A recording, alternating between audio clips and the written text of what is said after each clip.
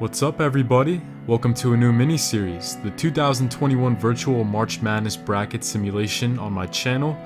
At first, I was just going to show you guys my bracket in this series and follow along in the comments section and talk some basketball with you guys. But as you guys know, I don't like to take the easy route here on this channel. Instead, I've downloaded a college basketball roster, an NBA 2K21, I've added the arenas, the jerseys, updated rosters, and I'm ready to hit the hardwood with you guys to see how many picks NBA 2K21 gets right of the 2021 March Madness Tournament. My name is College Sports Revived, and I'm very happy you could tune in today with me, and I hope you're excited. Definitely leave down below what upset picks you had in the tournament, who you selected for your Final Four and championship in your brackets. I definitely want to use this mini-series as an opportunity to talk some March Madness with you guys in the comments and have a little fun to see what the NBA 2K21 sim engine with updated rosters, let's see what picks they get right. A quick disclaimer, the college roster I downloaded is missing about half the teams in the field this year, which is why this video is coming out a bit later than I wanted. I only have 2 out of the 4 regions of the NCAA Tournament completed, because I'm sure you guys can guess that it's been taking me a while to recreate half of the tournament's rosters and jerseys and all that, but I'm making good progress and the final 2 regions will be completed soon. First, we'll start out in the West region with the top overall seed, the undefeated Gonzaga Bulldogs, taking on the 16 seed App State Mountaineers. And as I was creating this roster, the playing games, I was actually watching the playing games while I was creating the extra teams. So basically for the playing games, I had to choose the team that I thought was going to win and recreate them since I was just grinding out teams. App State didn't get that pick right. I also have Michigan State in the field instead of UCLA, the 11 seed matchup in the East, but whatever, it's not that big of a deal, just the playing games. So as we move forward, we see the first game of the 2021 Virtual March Madness Bracket has Gonzaga with an emphatic victory over App State. And this game was very similar to the one played in real life against Norfolk State. If you guys watched that one, Norfolk actually put a pretty good amount of pressure on Gonzaga in the first 10 or 12 minutes, just like here against App State. But then Gonzaga, just too much firepower. We got the freshman sensation Jalen Suggs, Corey Kispert. Their entire lineup can score the rock with ease. Oklahoma and Missouri, the 8-9 matchup here in the West region. These are actually 2 teams I had to recreate. They actually had to make more of the field than I thought I was going to, but this is definitely a game that's basically a coin flip, I feel. This was a pick that I got wrong in real life. I had Missouri, but Oklahoma, I thought Davion Harmon, their point guard, was going to be out for this game, but he was actually cleared to play. And as you can see, just like in real life, this one is down to the wire. Under 2 minutes to go, knotted up at 86 apiece. And in the second game of the Virtual March Madness Tournament here, we're going to hop in. And Harmon with 28 points on 22 shots, but Austin Reeves, one of Oklahoma's better players, he has not had it tonight. Meanwhile, Drew Smith and Jeremiah Tillman, they are the top performers for the Tigers, but a pretty solid player here on Missouri not getting it done either. We have Xavier Pinson, one of my favorite players in college basketball. He's not having a great night either, and Drew Smith will kick us off here. The first time we're jumping into a game, but that one's off the mark. Still knotted up at 86 with just under 90 seconds to play. And now with the Sooners at the helm, we see Davion Harmon. He'll drive right, weave his way around multiple Missouri defenders, absorbing some contact and putting in the 3-point play. He'll knock down the free throw, and Harmon will give the Sooners a 3-point lead with about 60 seconds to play. Drew Smith will drive. That one's deflected by Kerr Kuroth, the big man on Oklahoma. Harmon will try again with a little dish off to Brady Manek, a player that I like a lot. You take one look at Manek, and he seems like your typical blue-collar post, but he'll surprise you with his really good touch from beyond the arc and mid-range. 97 to 88, the Sooners hold on. Davion Harmon with a heroic performance, 31, 8 and 8. Wow, almost a mean triple-double. Meanwhile, Brady Manek, 13 of 18 from the floor. And looking at the Missouri Tigers side of things, Drew Smith, Mark Smith, and Jeremiah Tillman, their big 3, all played fairly well, but Xavier Pinson was nowhere to be seen. Now for another popular upset pick, the 5-12 game in this region, Creighton versus the UC Santa Barbara Gauchos. And I actually had to look up what a gaucho was, I'm not gonna lie. I always knew they were the Gauchos, but had no clue what that meant. Anyway, as we move on, this was another popular upset pick. just because UC Santa Barbara, I mean, they also had a chance to seal it in real life, as you guys saw, but Creighton just held on there with some big free throws at the end. And as we see, UC Santa Barbara in control for pretty much the entire game here in the virtual tournament, but it looks like the offense of Creighton just a little bit too much for Santa Barbara to hold them off. Of course, Mitch Ballack, Denzel Mahoney, his development just in this year in real life has been amazing to watch. And of course, Marcus Zegarowski, 3 rebounds away from a triple-double. Meanwhile, Ja'Cory McLaughlin with a very solid night, a very heroic effort for him and his Gaucho teammates. 86 apiece as we're under a minute to play. Zegarowski received the high pick. Little ISO as he drives and draws the blocking foul, puts it through. Shades of Davion Harmon back in the Oklahoma game, and Zegarowski would also knock down the free throw as well. 89-86 as the Gauchos take over. Ramsey with a little behind the back on Mitch Ballack, who will foul hard to prevent a 3-point play. DeVarrell Ramsey, he's the one who joins McLaughlin in the backcourt for the Gauchos. A pretty solid free throw shooter. He has 11 points up to this point so far. And another free throw here can trim the lead down to 1. And both go for the Gauchos. So, down by 1, UC Santa Barbara in need of a stop, and they're actually going to foul pretty early on here. Still an 8-second difference between shot clock and game clock, as you guys can see. I changed all the rules so it would match a college type game. 30-second shot clock. Jump ball is just a possession arrow, just like in the college game. 33 seconds left as DeVarrell Ramsey will try again. This one not as lucky though. And Mitch Ballack, not the guy you want to put on the line in this situation. Not just one of the best free throw shooters on the Jays, one of the best free throw shooters in the Big East, but the first one will swirl around the cylinder and rim out. Still 91-88, but the second one drops to extend it to 2 possessions, and they really only needed 1 to secure this win. 94-88 is your final. The Creighton Jays, they'll hold on. And as we move to the next matchup, we're going to see another huge upset pick, a very popular one. One that I and many others like me did select correctly. Ohio, the 13 seed Bobcats, going up against the defending champions, the 4th seed of Virginia Cavaliers. There were some questions about how good they were going to be this season, but they got the transfer from Marquette, one of the Hauser brothers. They have Sam. Joey actually plays for Michigan State. So with that signing, they seem to have enough offense to make a pretty deep run. We always know Tony Bennett, his teams here at UVA are always going to defend well. Moving down the stretch here as we begin the second half, now move to near the end of the second half. This is looking a lot like the real life game between Ohio and UVA. Very low scoring, both teams defended very well, and the Virginia Cavaliers up by 2, as of course one of everybody's favorite players after you hear his story, Jason Preston, so inspirational, trying to put the team on his back as he cuts it down to 2. I forgot to show here that Hauser made 2 big free throws down the stretch, but Jason Preston's layup there as he eclipses 20 points with that shot. And UVA will step to the line, knock down 2 of 2, however, so the Cavs making their free throws down the stretch. We've already seen in the real life tournament, some teams fail to knock down free throws and leave the door open for their opponents. So important here in any game, especially March Madness. Jason Preston with the ball in his hands receives a screen out on the perimeter. A little back and forth between him and Ben Vanderplas. Now it works over to the corner. Pull up for 3. That is Ben Kunkel, their backup center, and that one was off the mark. So that was basically the Bobcats' last chance. Doesn't look too good for them here as UVA would knock down their free throws down the stretch. Sam Hauser, the best player on the floor tonight for UVA, 20-6.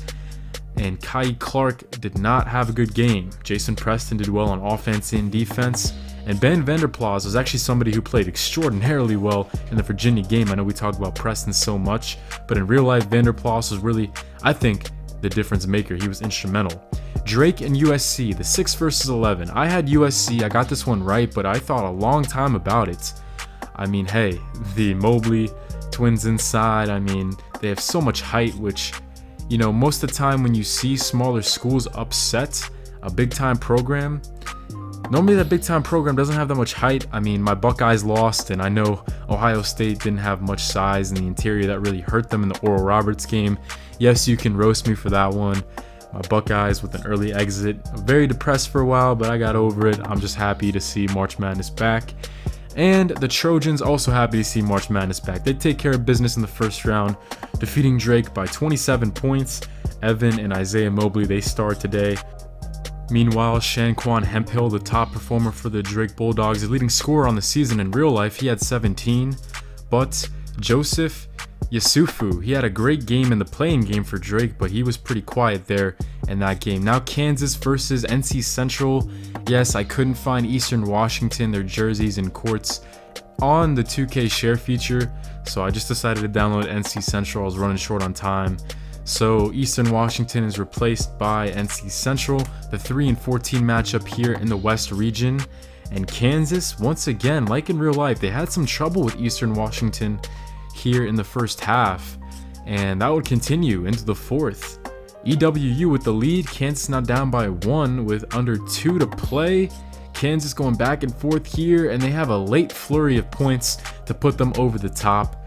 KU, you can tell those fans over in Lawrence, Kansas, they were definitely holding their breaths. Christian Braun with a heroic performance, 21 for him today. David McCormick was also very solid. He's one of my favorite players. And of course, Myles Garrett, one of the best defensive guards in the entire country. He didn't do that well on offense here in this game, but he had 3 steals. The 7 versus 10 matchup, Oregon versus VCU.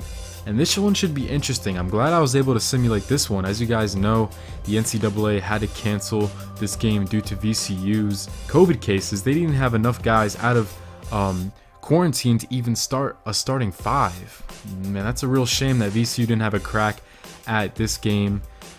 I actually had Oregon, and I'm happy I did, because I know a lot of people were not happy that VCU could not even participate, and I got screwed over in their bracket. But as we can see here in the virtual tournament, Oregon with a late surge. VCU had a huge lead to enter the fourth, but Oregon with a come-from-behind victory. As we simulate here to the end, the Ducks will hold on, 89-83. Eric Williams with 25, Chris Dort with 24-9. LJ Figueroa, the St. John's transfer, had 9 and 8 off the bench. And this was one, I feel bad because I feel like I'm saying all the picks I got right. Believe me, I've gotten a lot of picks wrong. And Nahshon Highland with 25, Adrian Baldwin with 27 leading the Rams.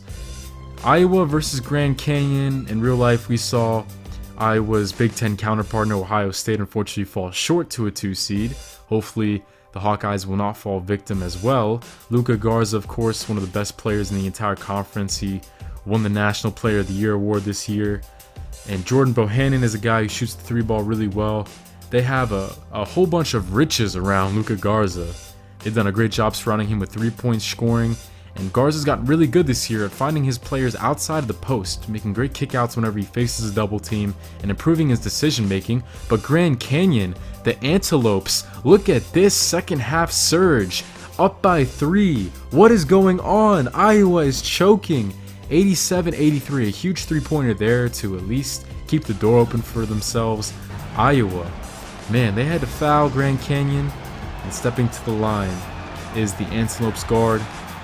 This is Jovan Blackshear Jr., who just missed the first free throw, and this next one might be the biggest free throw in the history of Grand Canyon's basketball program. The second one, Blackshear puts it through. 90-89. Iowa, what has happened? I mean, I remember when I had this simulation, when I was doing this on my own, I couldn't believe this. I was like, there's no way a 2 seed is going to be the 15 this year. And then, of course, Ohio State. I really got to stop talking about my Buckeyes. You see Luka Garza there, put one down with 2 hands. They got the quick 2 they needed, still down by 1 possession. But now it's the starting 2 guard for the Grand Canyon University Antelopes. This is Mikey Dixon with 2 shots from the line. The first one sinks through, and cool, calm, and collected. That one he rips clean. And that would probably be it for Iowa unless they can jack up a 3 here on this last possession. They come up empty. And the Antelopes of Grand Canyon with the first real shocker of the virtual March Madness tournament. And if there's one thing that Oral Roberts has taught us, is that anything can happen. You might think this is unrealistic, but who knows at this point. Luka Garza did his thing, but they just didn't have enough scoring around him. Meanwhile, the Antelopes front court had 45 points combined, and it's kind of funny when I'm talking about that 215 upset because I actually just took a break in recording right there to watch the end of Florida and Oral Roberts. And Oral Roberts continues to go dancing, makes me feel a little bit better about my Buckeyes losing to them. Now we move to the East region. We got Michigan versus Texas Southern.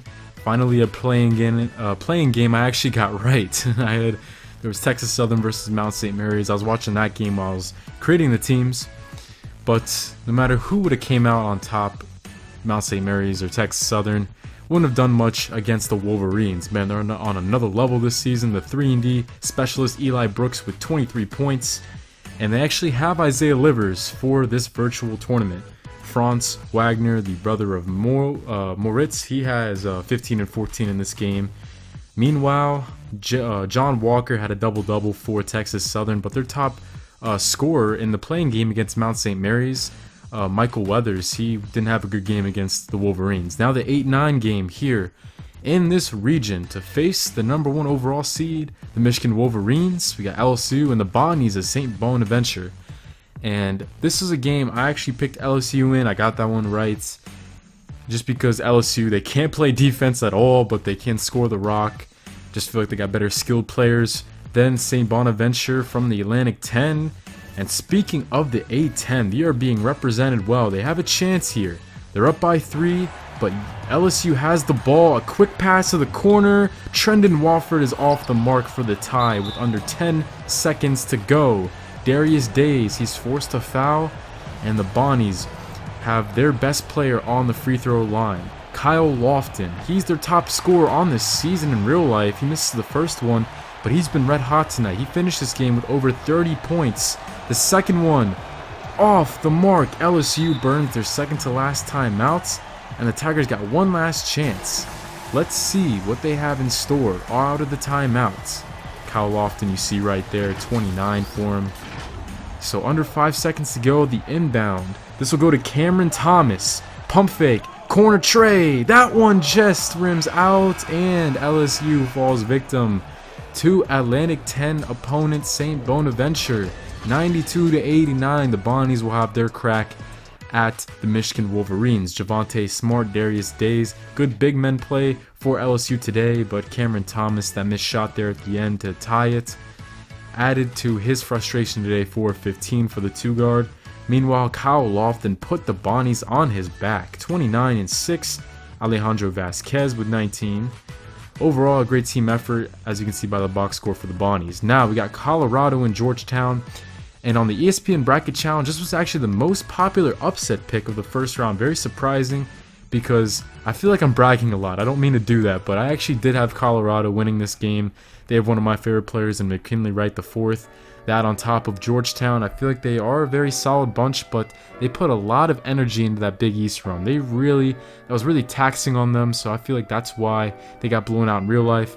And as you can see here, they took a pretty sizable loss against the Colorado Buffaloes. Made it a little bit more competitive here in the virtual tournament, but at the end of the day, it's a loss by a dozen points. McKinley Wright near a triple-double. A lot of players put up near triple-doubles here in the virtual March Madness tournament. Javon Blair with 28 points for the Hoyas. Now we move on to the 4th-seeded Florida State Seminoles against the 13th-seeded UNC Greensboro Spartans. And they have, or UNC Greensboro I should say, they have one of the best players not only from their conference but in the entire field. Isaiah Miller, their point guard. He won the Southern Conference Player of the Year. He's the guy that can go toe-to-toe with even a guy like MJ Walker on Florida State, the guy who we'll be matching up with tonight. Walker, very high-profile player in college basketball. But look at UNC Greensboro. How about the big lead they had, but Florida State comes storming back. Now we trim this game down to under a minute remaining. UNC Greensboro up by 5. A big shot by FSU to pull within 3. And MJ Walker and the Seminoles have a bit of an opportunity here they need to take advantage of. Walker, he drives on Miller, kicks it out, receives the pass once again, will try to post up using his muscle, and he'll draw the foul from Miller.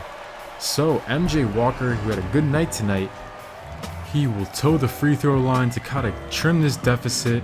The first one is up and good. MJ Walker, the senior, he's one of those college players that just feels like he's been around forever, but he does make 2 of 2. Shoots around 80% from the line, and then in exchange, FSU will foul Isaiah Miller. And despite being the Southern Conference Player of the Year, he only shoots around 67% from the charity stripe. First one is off, second one is up, that one will rim through. So Miller does get 1 of 2. He has a 30-point night tonight. 83-81, the last chance today for the Seminoles to not become another upset victim. It's been a lot of fun. I mean, just like in real life, a decent amount of upsets here in the virtual March Madness tournament. 6 seconds left. FSU's got to go to work. Polite, Anthony Polite, he'll swing this one around into the corner. That one is just off. Some very close shots here in some of these games that just can't find the bottom of the net. Anthony Polite led the Seminoles with 20 tonight, MJ Walker with 13 and 7 assists. Meanwhile, Isaiah Miller, a man amongst boys, 33 points, 10 rebounds, 4 assists against one of the nation's best defensive clubs year in and year out. Now the 6 versus 11, I didn't get this playing game right, like I said before. Michigan State, the 11th seed, against the 6th-seeded BYU Cougars. And Michigan State is a team that a lot of people thought that they shouldn't even be in the field. I personally could have gone either way. I didn't mind that they were in, but I could also see the argument why they shouldn't have been. But they definitely aren't playing like it tonight, just like UCLA in the BYU game the other day. They are making quick work of the Cougars, and with a huge surge near the end of the game, they will take this game by 13 points. Another double-digit seed moves on. Michigan State doesn't have a lot of height, so I was surprised to see Matt Harms, the 7'3" center from Purdue, a former transfer. He really didn't do much tonight, especially on offense. Rocket Watts, one of the best names in college basketball. He always seems to torch my Buckeyes when the Spartans play us. He led the Spartans to this win tonight. Now Texas versus Abilene Christian, and this was a game that surprised a lot of people. Of course, I got this one wrong. And to make matters worse, to kick me while I'm down, I also had Texas in my Final Four just because they're so deep in their backcourt. But Abilene Christian, they exposed them. Texas had one of the worst shooting nights out of anybody so far in the real March Madness against the Wildcats. And today, look at this. It was kind of more of the same. We got a pretty good amount of basketball still left to be played, but at this rate, it looks like the virtual 2K March Madness prediction has called this upset. Abilene Christian. They take this game by 11 points, just like in real life. Wow, Matt Coleman had 14, but on 20 shots. And Andrew Jones, one of my personal favorite players in the NCAA, he didn't do much tonight. Courtney Ramey also struggled, didn't reach 10 points. Meanwhile, look at Colton Cole, 32 and 16. Joe Pleasant with 24. The front court of Abilene Christian smoking the Longhorns. 7 and 10, a game that I got wrong once again. Everybody knows James Bouknight. He seems like a very popular college basketball player. I picked UConn in this game, but I was really not impressed with their defense at all against the Terps in real life. They didn't bump the cutter. I mean, they didn't do a good job closing out on sharpshooters Aaron Wiggins and Eric Ayala in the real life game, but they seem to have made amends here in the virtual March Madness tournament, up by 30 points as we're nearing the end of this ball game, and they take this one emphatically. How about a 25-point victory for the Yukon Huskies? James Bouknight right his wrongs in this one. He had 22 and 7. RJ Cole only with 8 points. I'm surprised UConn had 93 as a team with Cole not playing that well. Eric Ayala only 1 of 6 from three-point land, and Aaron Wiggins didn't do much better. Lastly, we got the Alabama Crimson Tide against the 15th-seeded Iona Gales. And we all know what happened with Iona's new head coach Rick Pitino, the legend at Louisville. But unfortunately, that happened. Say what you want about him, you already know he can coach. I mean, his first year at Iona, and he wins the MAAC championship, and he's back in the tournament. Pretty funny, but this 2-15 matchup, another 2 seed is on the ropes. Alabama with the Iona Gales knocking on the door. 38 seconds left. We're going to hop in here. Iona has possession and they're only down by a bucket. Inbound will go to Isaiah Ross, but that one's tipped away by Javon Quinterly, the Villanova transfer. And unfortunately, for whatever reason, I set the jump ball to be a possession arrow, decided by a possession arrow, just like in the NCAA, but I guess that rule didn't save. Not sure really what happened there. Nonetheless, Iona does retake possession, and the Gales have the opportunity to be the second 15 seed to take down a 2 seed here in the virtual March Madness tournament. Isaiah Ross pounding the rock on the perimeter. I mean, what does Rick Pitino have drawn up here with 6 seconds left to shoot? He'll go to work. He'll receive a screen up high. 2 seconds left for the lead. Ross! No good. Another 3 just rimming out. And Dylan Van Eyck will foul Herbert Jones, who had a huge rebound there. And that was the one to survive the upset bid. Alabama 85, Iona 81. Herbert Jones with 20 and 6. Jaden Shackelford with 18 and 11. Javon Quinterly, the Nova transfer, with 17. John Petty. I was surprised Bama put up 85 points with Petty not on his game. Meanwhile, Ross had a solid day today, filling up the stat sheet, but no cigar, unfortunately, for the Gales. Now let's take a look at the overall bracket. We have half of the first round completed. I'll keep grinding out the teams and recreate the Midwest and the South. That'll be coming very soon. I hope you guys are excited for that one. And as you can see, I mean, what games have they gotten right? I mean, they got the Zags in Oklahoma. Creighton was right. UVA not so right. They got Kansas and USC. Some pretty good picks by this computer simulation. They even got the 11-14 game right in the East. So, when you see me next time, we'll be simulating the first round of the Midwest and the South regions. That'll be coming very soon. Meanwhile, I'll keep grinding out UT Martin videos to keep you guys held over until I can complete the last 2 regions. Stay tuned. Talk some basketball with me down in the comments. What have you guys seen that you like so far? Tell me some of your picks and some of your correct upset picks that you've gotten right. I'm excited to talk some basketball with you guys. Stay tuned.